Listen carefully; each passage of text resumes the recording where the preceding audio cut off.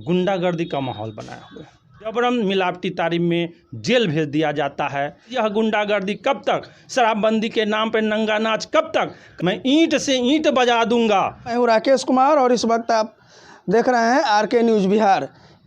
अभी मैं मुजफ्फरपुर ज़िला के कटरा प्रखंड में हूँ और कटरा प्रखंड में आने के बाद पता चला कि कटरा प्रखंड में जो है कटरा थाना के जो थानेदार हैं वो शराबबंदी के नाम पर गुंडागर्दी मचाए हुए हैं। तो आइए हम जानेंगे इस गुंडागर्दी के शिकार हुए इस कटरा प्रखंड के सरपंच सुधांशु कुमार विपिन के यहाँ हैं और सुधांशु कुमार विपिन जी भी जो हैं इसी गुंडागर्दी के शिकार हुए हैं। तो आइए हम इनसे जानते हैं कि क्या समस्या है। सरपंच साहब, आप तो खुद न्याय के मालिक हैं। पंचायत के लोग जब किसी तरह के जो है समस्या से परेशान होते हैं तो लोग सरपंच के यहाँ आते हैं कि चलिए वहाँ हमें न्याय मिलेगा। लेकिन अगर एक सरपंच खुद न्याय मांगने के लिए थानेदार के यहाँ जाता है और थानेदार द्वारा शोषण किया जाता है सरपंच का, तो फिर अन्य लोगों के साथ कैसा व्यवहार करते होंगे थानेदार। वो सरपंच साहब से हम बात करते हैं। सरपंच साहब, आपका हमारे इस आरके न्यूज़ बिहार चैनल में स्वागत है। और सर, हम आपसे जानना चाहेंगे कि आप इस प्रखंड के कटरा पंचायत के सरपंच हैं और आप ही अगर असहाय हो जाइएगा थानेदार के यहाँ तो फिर अन्य लोगों के साथ क्या होगा सर? नमस्कार, मैं कटरा पंचायत की कटरा ग्राम कचहरी का मैं वर्तमान सरपंच हूँ। मेरा नाम सुधांशु कुमार विपिन है। ये आए दिन यहाँ के थाना प्रभारी जो ललित कुमार है, जब से आए हैं कटरा प्रखंड में गुंडागर्दी का माहौल बनाया हुआ है। आए दिन यह गरीब मजलूम बेबसों का दोहन शोषण कर रहे हैं। आए थे ये चुलाई शराब का उद्भेदन करने के लिए, लेकिन यहाँ यह निरीह जनता को बेवाकी से फंसाते हैं। अगर तारी पीने वाला है, नौ भी पीने वाला है, उसको मिलावटी नशीली तारी में भेज देते हैं, उसको चुलाई शराब में सटा के भेज देते हैं, उसको शराब बनाने वाले में मिला के भेज देते हैं। और ये आए दिन का इनका ये वाकया आए दिन का है। आए दिन इस तरह के सैकड़ों कंप्लेन हमेशा आते रहते हैं। प्रखंड के हर एक पंचायत से, गांव से आते रहते हैं। अभी वर्तमान में अचानक एक मामला शुक्रवार सुबह मेरे ग्राम कचहरी में आया।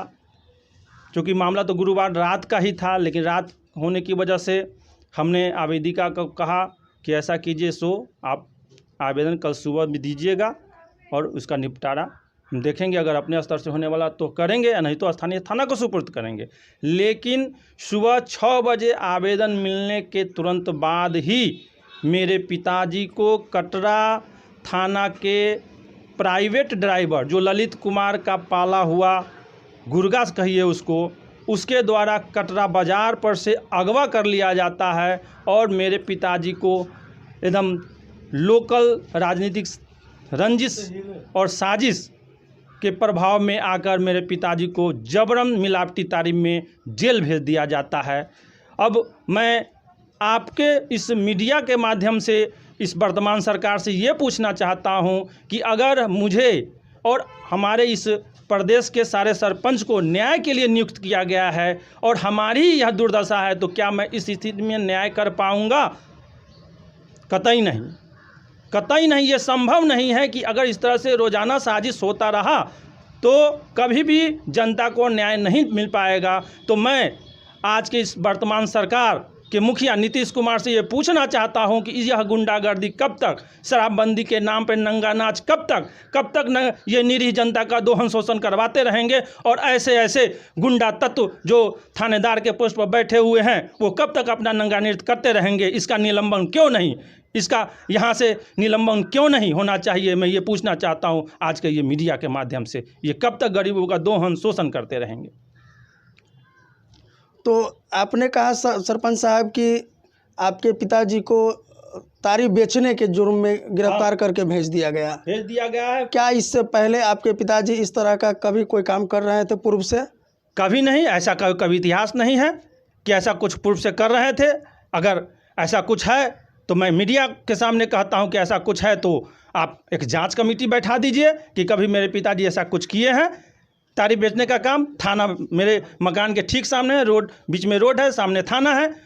अगर ऐसा ही कुछ था तो ये थाना प्रभारी ऐसा कार्रवाई पहले क्यों नहीं किया, जबकि इस ढंग का जब उसका एक आवेदन जो मेरे पास जो आया था, जिसका मैंने इससे पहले जिक्र किया था, उसमें उसका खुद ड्राइवर ही सम्मिलित है, जिसका नाम हर्षित कुमार पिता दिलीप सहनी ग्राम धनौर है, वो भी इन्वॉल्व है। तो हमको तो अब ये साफ साफ झलकता है कि वो अपना जो आदमी था उसको बचाने के लिए यह कृत्य किया है।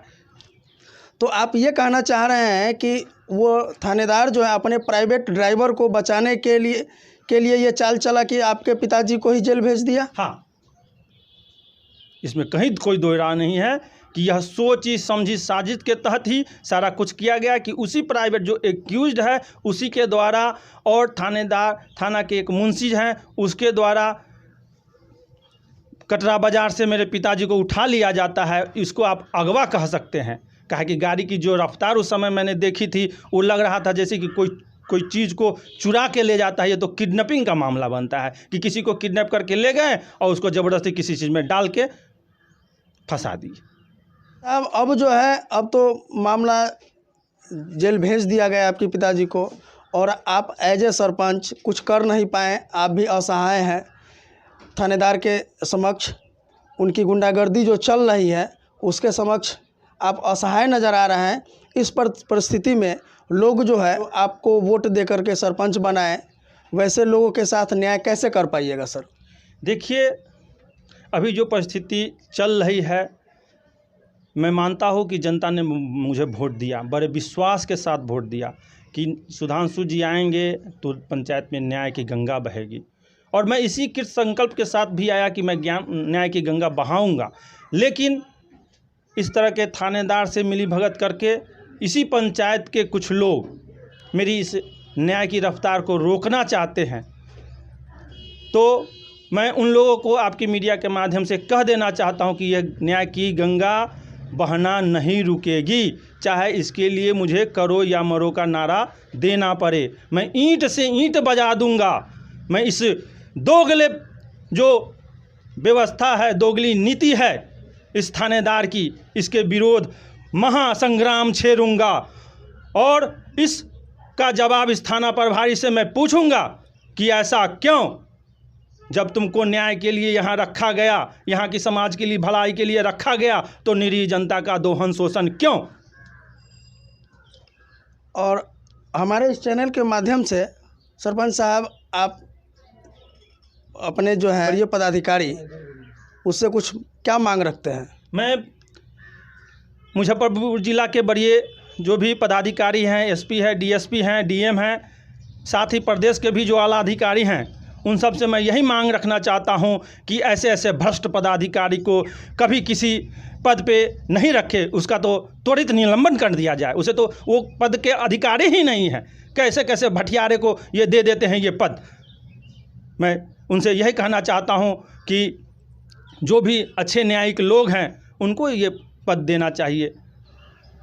तो देखा आपने कि यहाँ जो है सरपंच साहब ने कहा कि इनके पिताजी के साथ कितना दुर्व्यवहार किया गया, जो कभी इस तारी या शराब से का जो है दूर दूर तक इनका जो है रिश्ता नाता नहीं रहा, वैसे व्यक्ति को तारी बेचने के जुर्म में गिरफ्तार करके जेल भेज दिया जाता है। तो हम अपने चैनल की ओर से बड़े प्रशासनिक पदाधिकारी मुजफ्फरपुर डीएम और मुजफ्फरपुर एसपी साहब से अनुरोध करता हूं कि इस मामले की अपने स्तर से जांच करें, और इस मामले में जो भी लोग दोषी हैं उनको सख्त से सख्त सज़ा दी जाए, और जो निर्दोष व्यक्ति को फंसाया जाता है एक ऐसा नियम बनावे अपने स्तर से जो इसमें निर्दोष व्यक्ति को शराबबंदी के नाम पर, गरीब व्यक्ति को शराबबंदी के नाम पर इसमें जो है धकेला नहीं जाए। धन्यवाद।